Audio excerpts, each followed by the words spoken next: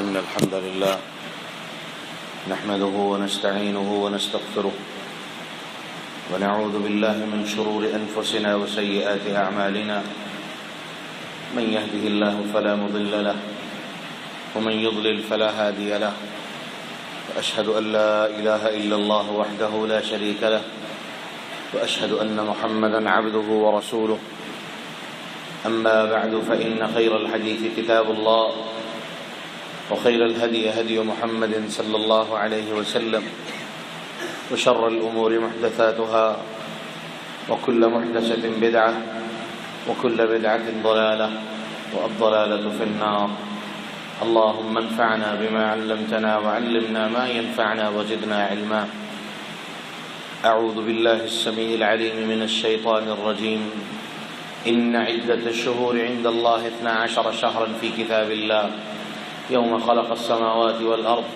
منها 4 حرم ذلك الدين القيم فلا تظلموا فيهن أنفسكم وقال الله سبحانه وتعالى في مقام آخر لقد كان لكم في رسول الله أسوة حسنة لمن كان يرجو الله واليوم الآخر وذكر الله كثيرا اللهم صل وسلم وزد وبارك وأنعم على نبينا وحبيبنا محمد وعلى آله وصحبه أجمعين. عزیزان گرامی،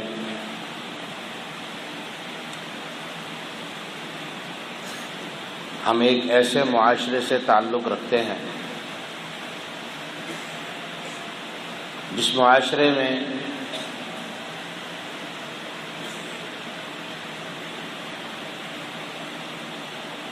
دین اور اس کے متعلقہ جتنی چیزیں ہیں ان کی کوئی حیثیت نہیں ہے. دین ہمیں وراثت میں ملا، مسلمانوں کے گھر پیدا ہوئے،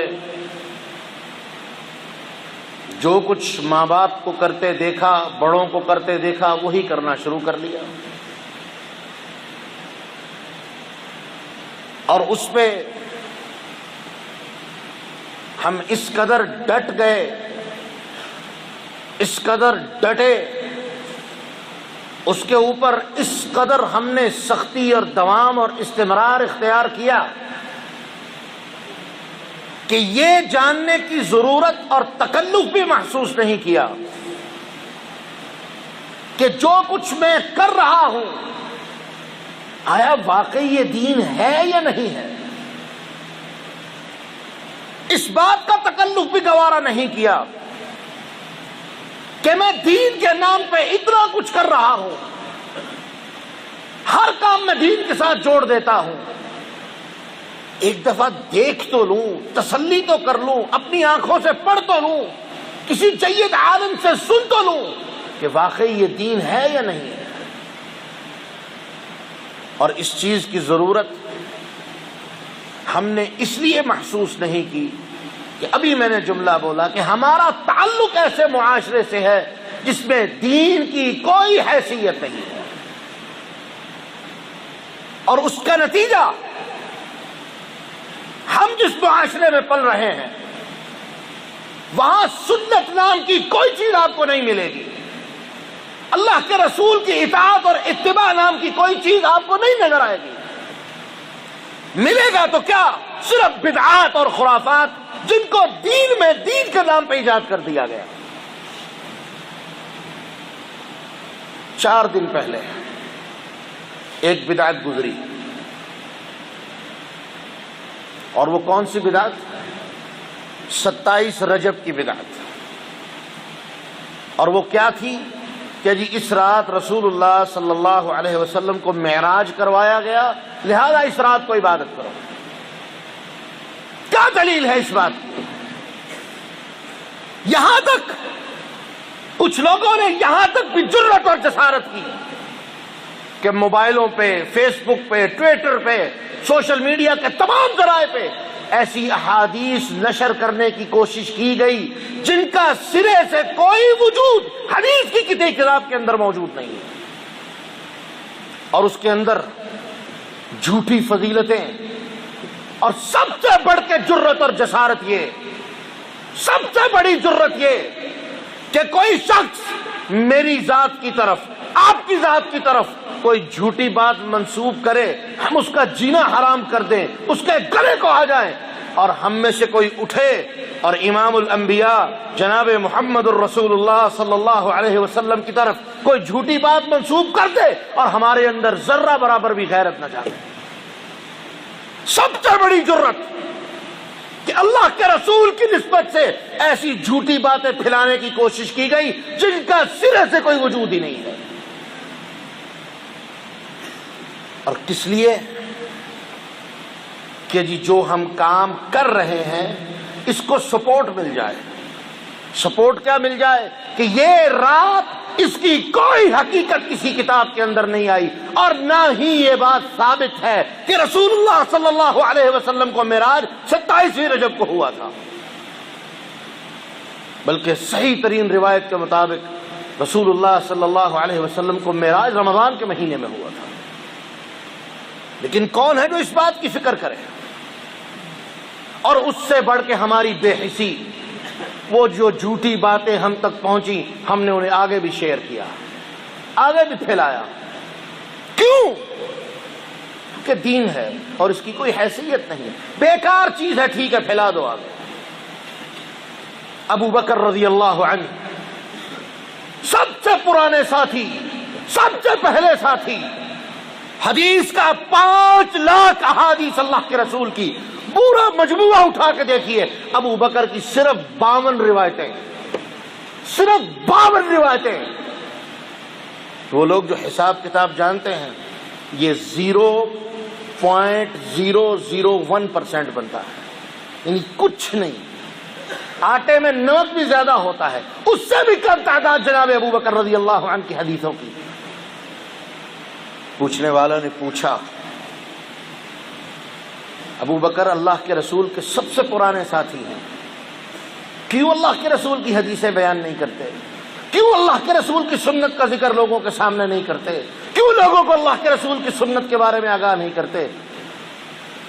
کہنے لگے، جس دن سے میں نے پیارے نبی کی زبان سے یہ بات سنی ہے، من کذب علی متعمدا فلیتبوأ مقعدہ من النار، جس شخص نے میری ذات کی طرف ایک جھوٹی بات منسوب کی، ایک جھوٹی بات، فرمایا میں محمد اسے گارنٹی دے کے جا رہا ہوں، فَلْيَتَبَوَّأْ مَقْعَدَهُ مِنَ النَّارِ، وہ میری طرف جھوٹی بات منسوب نہیں کر رہا، وہ جہنم میں اپنا گھر خود تیار کر رہا ہے۔ گارنٹی دے دی اللہ کے رسول نے، یہ جہنمی ہے جو محمد کی طرف غلط بات منسوب کرے گا صلی اللہ علیہ وسلم۔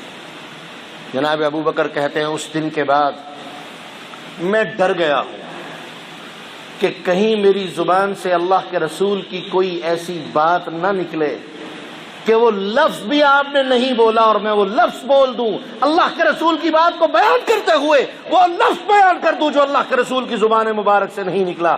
میں اس بات سے بھی ڈرتا ہوں کہ کہیں اس وجہ سے بھی میں جہنم میں نہ چلا جاؤں۔ یہاں تو پوری حدیث بنا کے لوگوں کے درمیان شیئر کر دی جاتی ہے۔ اور اللہ کے بندو یہ بات یاد رکھ لو، دین یا جنت یا جہنم وہ اتنی آسانی سے کسی کو نہیں ملتی۔ جہنم جانے کے لیے بدعمالیاں تم کر رہے ہو، پوری زندگی لگا دی تم نے اس کام کے لیے۔ جنت جانے کے لیے کوئی شارٹ کٹ رستہ نہیں ہے، یہ بات ذہن میں رکھو، کوئی شارٹ کٹ رستہ جنت پہ جانے کے لیے نہیں ہے کہ کوئی شخص ایک رات کی عبادت کر لے، ساری زندگی کی عبادت کا ثواب مل جائے، وہ جنت میں چلا جائے۔ نہ، قطعاً ایسا نہیں، اسے پوری زندگی اللہ کی اطاعت میں گزارنی پڑے گی، اسے اپنی زندگی لگانی پڑے گی جنت میں جانے کے لیے۔ لیکن افسوس، ایک بدعت تو گزر گئی، دوسری بدعت آنے کے لیے تیار ہے، اور وہ کون سی؟ شب بارات۔ بڑے بڑے لوگوں نے ماشاءاللہ اس کی تیاری بھی کر رکھی ہوگی کہ جی شبرات شریف آئے گی، میں یہ کروں گا، میں یہ کروں گا، میں یہ کروں گا۔ کبھی تسلی کی، کبھی اس بات کے لیے کوشش کی کہ یہ جاننے کی کوشش کرو یہ شب بارات نام کی کوئی چیز ہے بھی کہ نہیں ہے؟ اللہ کے رسول سے اس کا کوئی وجود ملتا ہے کہ نہیں ملتا؟ اٹھاؤ حدیث کی کتابیں، دکھاؤ کہیں اللہ کے رسول سے صحیح سند کے ساتھ اللہ کے رسول سے ثابت ہو کہ آپ نے شب برات منائی، شب معراج منائی، اللہ کے رسول نے اس رات ہمیں عبادت کرنے کا حکم دیا ہو۔ ہم وہ لوگ ہیں جن کے بارے میں رب کائنات نے اپنی کتاب میں اعلان کیا، عاملۃ ناصبہ تصلی نارا حامیہ، کئی جانے کل قیامت کے دن اللہ کے سامنے ایسی آئیں گی جو عمل کر کے تھک چکی ہوں گی، عمل کر کر کے ان کی ہمتیں جواب دے چکی ہوں گی، وہ بڑے خوش ہوں گے کہ آج جنتوں کے وارث بنا دیے جائیں گے، لیکن میرا رب کہے گا تصلی نارا حامیہ، ان کو اٹھاؤ اور اوندا منہ کر کے جہنم میں پھینک دو۔ کون لوگ ہیں؟ یہ میرے اور آپ جیسے بدقسمت ہے جنہوں نے زندگی دین کے نام پہ گزاری لیکن وہ دین نہیں تھا، جنہوں نے اپنی پوری زندگی لگا دی، عمل کرتے ہوئے زندگی گزاری لیکن وہ عمل تھا ہی نہیں، وہ محمد الرسول اللہ کا طریقہ ہی نہیں تھا صلی اللہ علیہ وسلم۔ کیسے؟ اگر یہ شارٹ کٹ رستے ہوتے بلال کو مکہ میں مارنا کھانی پڑتی، جناب سمیہ شہید نہ کی جاتی، محمد الرسول اللہ کو پتھر نہ کھانے پڑتے، اصحاب محمد کو ہجرت نہ کرنی پڑتی، اگر یہ شارٹ کٹ رستے جنت میں جانے کے ہوتے۔ ان کو سب کچھ اللہ کے دین کے لیے قربان کرنا پڑا۔ دین محنت سے ملے گا، اور وہ محنت صرف وہی محنت قبول ہوگی جو محمد الرسول اللہ صلی اللہ علیہ وسلم کی مہر کے ساتھ آئی ہے کہ یہ ثابت ہے کہ اللہ کے رسول کا طریقہ ہے، وہ کامیابی والی محنت ہے۔ شب برات کی کوئی حیثیت نہیں، کوئی ایک روایت، صحیح روایت جو اللہ کے رسول سے ثابت ہو، کوئی لائے اور مجھے دکھائے۔ ابن ماجہ میں صرف ایک روایت ہے جس کی سند میں دو راوی، عبداللہ بن لہیہ اور صفوان بن عسال، یہ دو راوی ہیں جو کذاب ہیں، جھوٹی روایت ہے، قطعاً اس پہ عمل نہیں کیا جا سکتا۔ کیسے عمل کرتے ہو؟ دو راوی ایک حدیث میں جھوٹے ہیں، ایک بھی نہیں، اور اس سے بھی بڑھ کے اس روایت میں ہے کیا؟ یہ شرلیاں پٹاخے چلانا، رات پوری عبادت کرنا، صبح کو روزہ رکھنا، یہ نظریہ رکھنا کہ اس رات اللہ موت اور زندگی کے فیصلے کرتا ہے، قطعاً کوئی چیز ایسی روایت میں نہیں ہے۔ ابن ماجہ کی روایت جس کو بنیاد بنایا جاتا ہے اس کے اندر صرف اتنے کلمات ہیں۔ سیدہ عائشہ رضی اللہ عنہا کی طرف وہ روایت منسوب کی گئی، فرماتی ہیں میں نے اللہ کے رسول کو دیکھا، آپ اس رات گھر سے تشریف لے گئے، بقیع چلے گئے، لمبی دیر وہاں بیٹھے، اللہ سے دعا کی، واپس آئے تو میں نے پوچھا اللہ کے رسول خیریت؟ فرمایا عائشہ یہ بڑی برکت والی رات ہے، اس رات اللہ اپنی رحمتوں کے اتنے معاملے فرماتا ہے کہ اگر بنو کلیب کی بکریوں کے بالوں کے برابر بھی کسی کا گناہ ہو اللہ اس رات میں اسے معاف کر دیتا ہے۔ لیکن یہ روایت جھوٹی روایت ہے جس کی کوئی حقیقت ہی نہیں، اور اگر حقیقت مان لو، اللہ کے رسول نے کیا کیا؟ صرف دعا،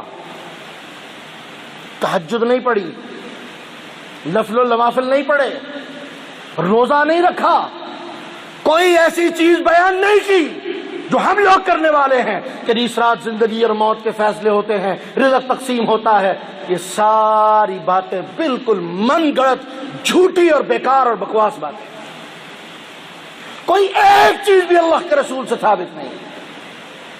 اور ہاں جو اللہ کے رسول سے ثابت ہے جب اس کی بات آئے گی ہماری ٹانگیں پھول جائیں گی، کیونکہ وہ عمل ہے، یہ بکواس ہے۔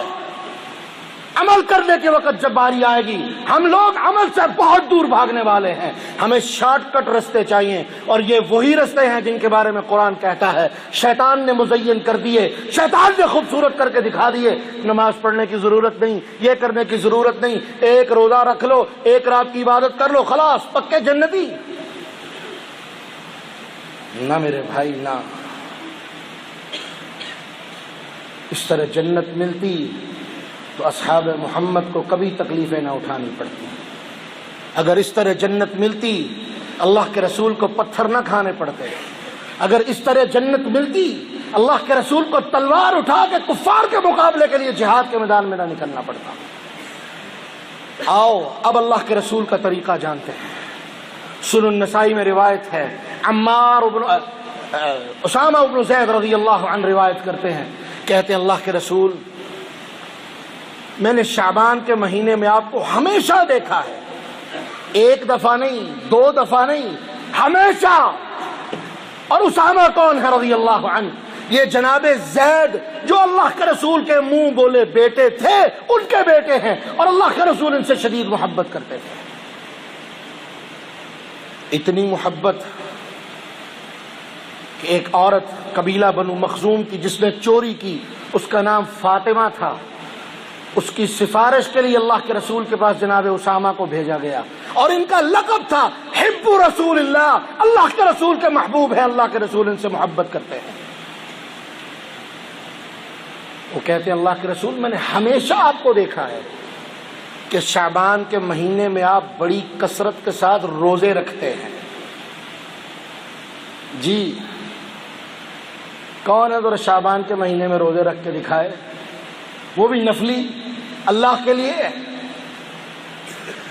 کریں بات، محبت کی بات ہے نا۔ چلے ایک سودا کر لیتے ہیں، شب برات بھی منائے، یہ بھی اللہ کے رسول کی سنت ہے، اس پہ بھی عمل کر کے دکھائیں۔ کوئی نہیں کرے گا، کیوں؟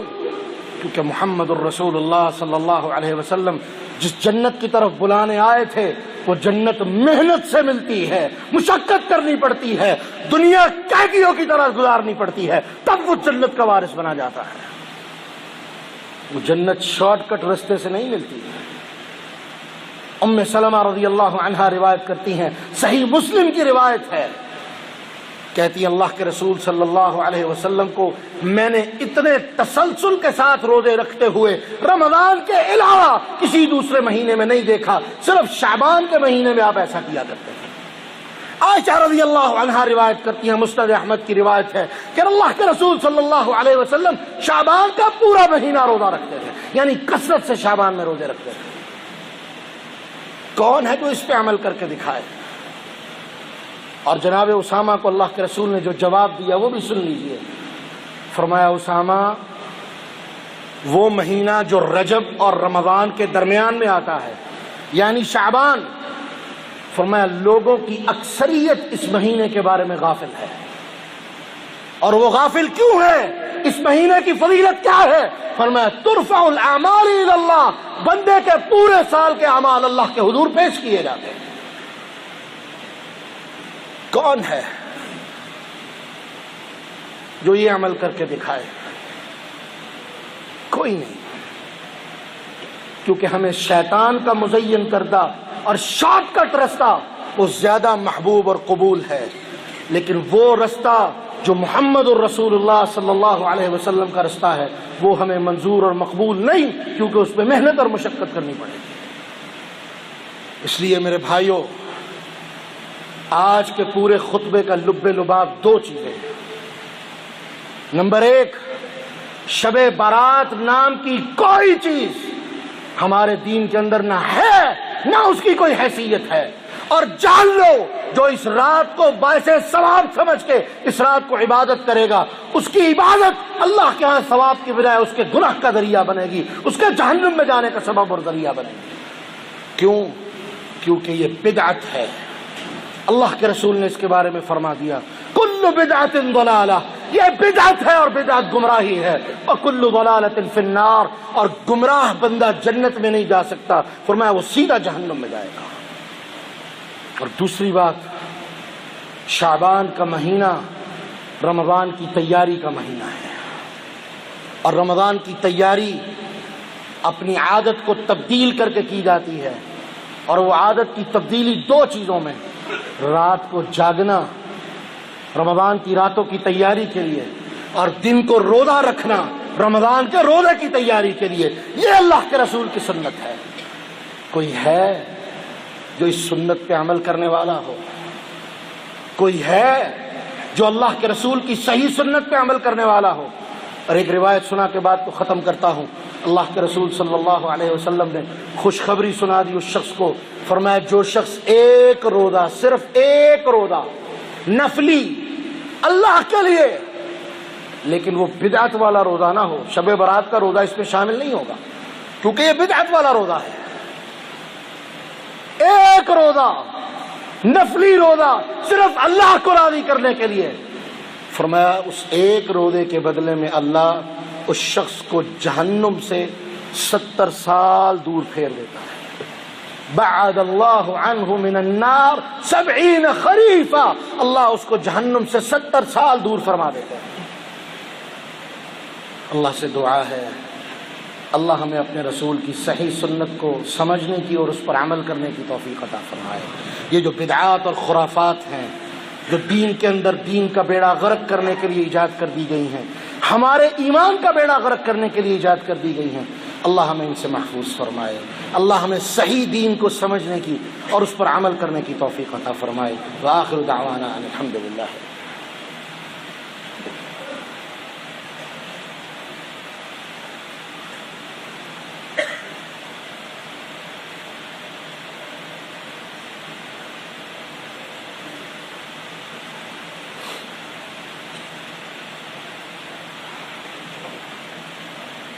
الحمد لله على إحسانه والشكر له على توفيقه وامتنانه، والصلاة والسلام على نبينا محمد صلى الله عليه وسلم داعي إلى رضوانه وعلى آله وصحبه ومن تبعهم بإحسان وخلانه، أما بعد۔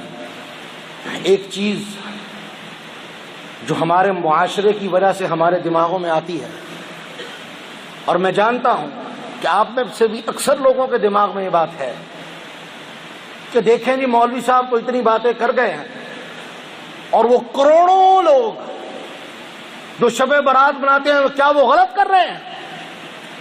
جی ہاں میرے بھائی، غلط کر رہے ہیں، اور میں نہیں کہہ رہا، میرا رب قرآن میں کہتا ہے اگر تم لوگوں کی تعداد پہ جاؤ گے کہ جی اتنے سارے لوگ شب برات مناتے ہیں کیا وہ غلط ہیں، اگر اس بات پہ جاؤ گے تو میرے رب نے قرآن میں یہ بات واضح الفاظ میں ارشاد فرما دی، وَإِن تُطِعْ أَكْثَرَ مَن فِي الْأَرْضِ يُضِلُّوكَ عَن سَبِيلِ اللَّهِ، اگر تم اس چیز کو معیار بنا لو گے کہ جو لوگ کثرت کے ساتھ کام کر رہے ہیں وہی میں کروں گا، تو فرمایا اللہ کا اعلان سن لو، يُضِلُّوكَ عَن سَبِيلِ اللَّهِ، ان لوگوں کا عمل تمہیں اللہ کے رستے سے گمراہ کر دے گا۔ کھلے لفظوں میں میرے رب نے اعلان فرما دیا، کوئی ڈھکی چھپی بات نہیں، کوئی پوشیدہ بات نہیں، دو حرفی بات، فرمایا اگر ان لوگوں کی پیروی کرو گے جو بہت زیادہ کرنے والے ہیں، ان کا انجام یہ ہوگا کہ وہ تمہیں اللہ کے رستے سے گمراہ کر دیں گے۔ آپ اکیلے اگر حق پہ ہیں اور پوری دنیا گمراہی پہ ہے، میرے رب کو کوئی پرواہ نہیں کہ وہ ان سب کو جہنم میں پھینک کے آپ اکیلے کو جنت کا داخلہ دے، اس کو کوئی پوچھنے والا نہیں ہے۔ اور صحیح البخاری کی روایت رسول اللہ صلی اللہ علیہ وسلم نے بیان فرمایا، اس کو مثال بنا کے بیان کر رہا ہوں، اللہ نے یہ بات اعلان کے طور پہ فرما دی کہ اگر ایک انسان کے قتل میں پوری انسانیت شریک ہو، رب العالمین فرماتے ہیں مجھے اپنی عزت کی قسم میں پوری انسانیت کو جہنم میں پھینک دوں گا، مجھے کوئی پرواہ نہیں۔ اگر آپ حق پہ ہیں، حق کی تحقیق کر چکے ہیں اور اپنے آپ کو حق پہ سمجھتے ہیں تو مبارکباد ہے آپ کے لیے، اور اگر لوگوں کی دیکھا دیکھی زندگی گزار رہے ہیں تو میرے بھائی میں نہیں کہہ رہا، میرا رب کہہ رہا ہے لوگوں کی دیکھا دیکھی کی زندگی تمہیں اللہ سے گمراہ کر دے گی، لوگوں کے پیچھے لگا دے گی۔ اللہ کے رستے کی طرف آؤ، محمد رسول اللہ کے اسوے کی طرف آؤ صلی اللہ علیہ وسلم، اور یہ رستہ اور اسوہ تحقیق کے بغیر نہیں مل سکتا۔ تحقیق کرو، جستجو کرو، کوشش کرو، اللہ کوشش کرنے والے کو کبھی ناکام اور نامراد نہیں لوٹاتے۔ اللہ سے دعا ہے اللہ ہمیں کتاب و سنت کی سمجھ عطا فرمائے، صحیح دین کی سمجھ عطا فرمائے، اللہ ہمیں بدعات خرافات سے محفوظ فرمائے، دین خالص کی سمجھ اور دین خالص پہ چلنے کی توفیق عطا فرمائے، اللہ ہمیں گمراہیوں کے رستے سے محفوظ فرمائے، اللہ ہمیں اپنی اور اپنے رسول صلی اللہ علیہ وسلم کی اطاعت اور اتباع نصیب فرمائے۔ سبحان ربک رب العزت عما یصفون وسلام علی المرسلین وآخر دعوانا ان الحمد للہ رب العالمین۔